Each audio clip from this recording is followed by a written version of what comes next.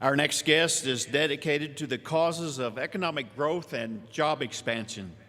His own resume includes occupations such as opera singer, actor, salesman, and most famously, television host. His Eagle Scout service project involved reading to students at the Maryland School for the Blind. In 2012, he was awarded the Distinguished Eagle Scout Award by the Boy Scouts of America. His message is simple. Work hard, you can achieve the American dream. A graduate of Towson University, he has a degree in communications studies. His wit and his passion for workers of every economic class comes through in all of his productions and multimedia platforms.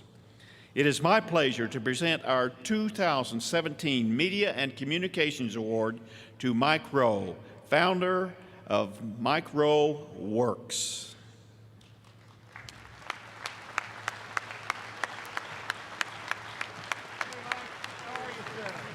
National Commander's 2017 Media and Communications Award presented to Mike Rowe for your inspirational message about the value of work, the greatness of America, and the importance of accomplishment. You have been one of the nation's leading advocates of blue-collar trades, employment opportunities for veterans, and the Second Amendment. You have been able to use your platforms as host of shows such as Dirty Jobs and Somebody's Gotta Do It to advance values that were demonstrated during your service as an Eagle Scout. The Mike Rowe Works website and Mike Rowe Works Foundation reward people with the passion to get trained for skilled jobs that actually exist. Through your scholarship programs, you have provided financial assistance to individuals with the desire to learn skills that are in demand. On behalf of the 2 million members of the American Legion, we thank you for your patriotism and service to America.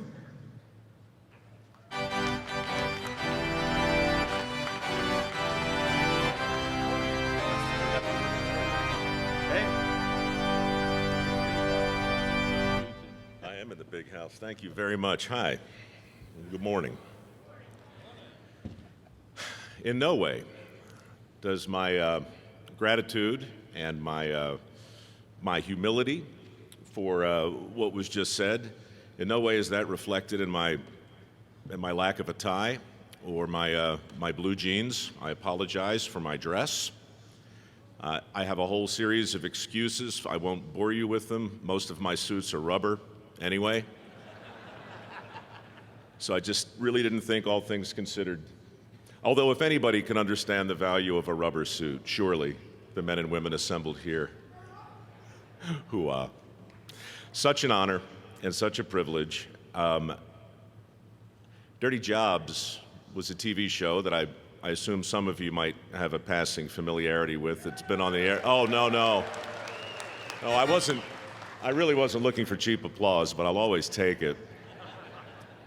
That show, like so much of the rest of my misspent career, happened by accident. It was a tribute to my grandfather, who some of you might know, not by name. His name was Carl Noble, and I grew up next to him in Baltimore County, and my grandfather was one of those guys who could build a house without a blueprint, which he actually did from time to time. He only went to the 7th grade, but by the time he was 30, he was a master electrician, plumber, steam fitter, pipe fitter, welder, mechanic. He had the chip, in the back of his head. He knew how to fix things. And I wanted to do a TV show that honored people who knew how to fix things and weren't afraid to roll their sleeves up and get dirty. And we did a 1-hour pilot, and it went on the air. And I got 10,000 letters very quickly from people saying, you should meet my brother, my uncle, my cousin, my mom, my aunt, my niece, my nephew. Wait till you see what they do. And it was so interesting, the number of people who wrote to me, who that show struck a chord with, who were in the military, who understood intuitively what a dirty job meant, what it meant to go to work every day, not just with the competence and the courage and the willingness to do whatever had to be done, but with a smile on their face. And that's what my show became. It became an attempt to find people who understood that hard work and good humor weren't necessarily mutually exclusive. And once again, the U.S. Armed Forces were right there in spades. I could we did 300 dirty jobs, and if I made a list of the people who we profiled who served, more than half would be on there. In fact, for our 100th dirty job, we went to the, where'd we go? In Carolina, Fort Jackson, right? 187th Fixed Wheel Battalion wanted to honor the most badass mechanics in the world.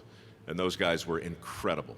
They were just incredible, and the viewers loved it. And after that, I said to the network, look, every season, we've got to go somewhere, and we've got to highlight the military. And they said, look, do whatever you want to do. At that point, the show was a hit. Nobody was going to tell me no. So, went with the Coast Guard out in San Francisco to do a little buoy tending.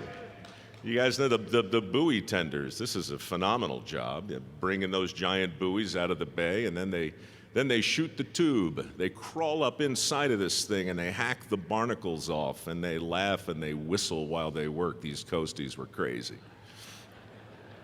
I loved them. Went over to Fort McConnell, season after that. KC-135R, the Strato tanker. They let me swap out a fuel bladder.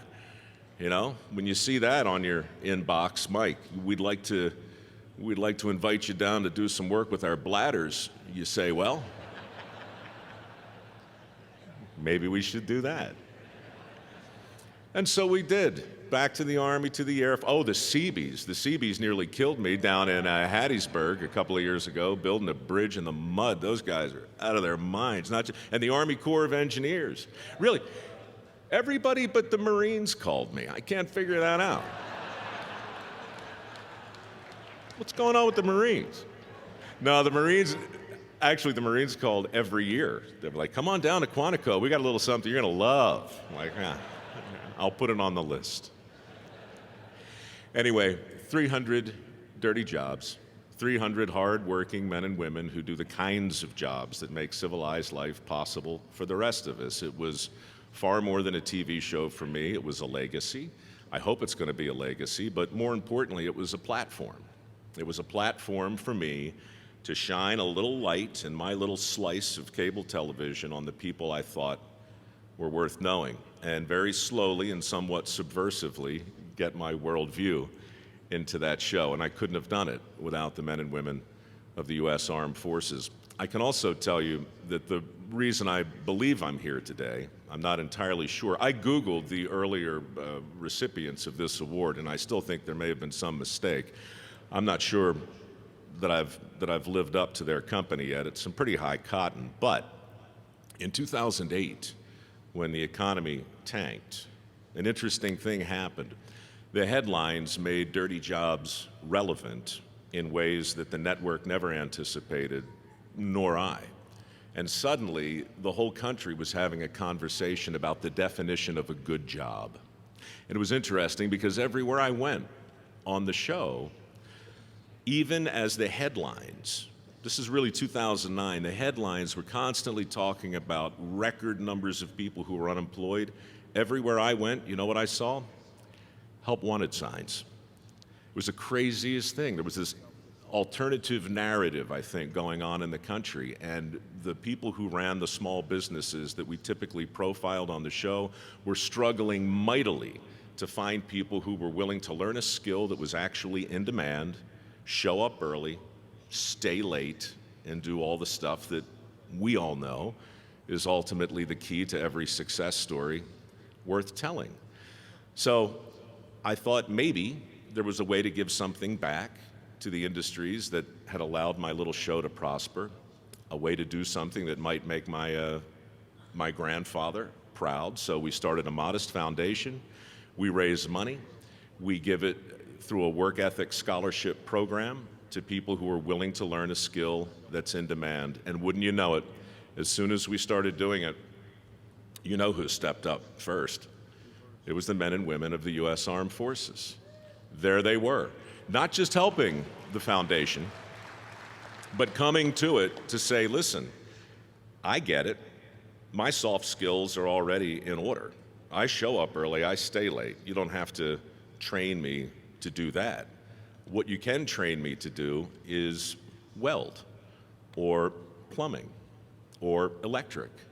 Right now, as I stand here talking to you, there are 6 million jobs in this country that don't require a 4-year degree, and they're available right now. The skills gap is real, it's getting wider, and our best hope of filling it is with people who are coming back, transitioning back into society, looking to apply the skills that they already have. So there's nothing I can tell this crowd that you haven't heard before in terms of building vet-friendly on-ramps into these industries. I know a lot of people are doing it, but we have to do more of it. We have to do more because the unemployment rate for recently returning service people is just too damn high. And there's no reason for it because the opportunities are still here.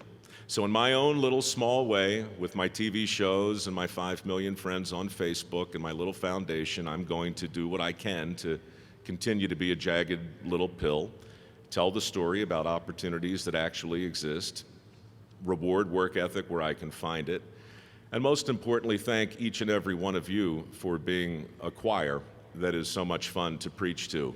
You guys get it. It's always fun to be in a room full of people who get it. Thank you for this. Thank you for this. I'm taking it with me. I've been looking at it the whole time. It's very, very difficult to stand in the presence of a gavel and not want to pick it up and do something with it. But I'm afraid what would happen if I would just adjourn everything, wouldn't I?